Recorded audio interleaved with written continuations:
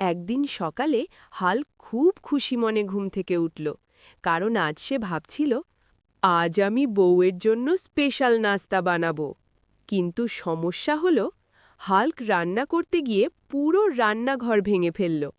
Pan ভাঙল, চুলা উল্টে গেল, ডিম দেয়ালে লেগে গেল। হাল্কের বউ, খুব বুদ্ধিমান আর সাহসী, এসে বলল, এইটা নাস্তা না, এইটা তো ভূমিকম্প। হাল্ক একটু লজ্জা পেয়ে বলল, হাল্ক শুধু ভালোবাসা দেখাতে চেয়েছিল। কিন্তু তখনই বউ দেখল তার প্রিয় কাপটা ভেঙে গেছে। বউ রেগে গিয়ে বলল, আজ তুমি আমার সাথে কথা বলবে না। রাগে হাল্ক রেগে গেল। হাল্কের চোখ সবুজ থেকে আরও সবুজ হয়ে গেল। সে চিৎকার করে বলল, হাল্ক রাগী। ধুম ধাম সে সোফা তুলল, টেবিল তুলল। কিন্তু মজার ব্যাপার, বউ একদম ভয় পেল না। বউ শান্ত গলায় বলল, রাগ করলে তোমার খাবার বন্ধ।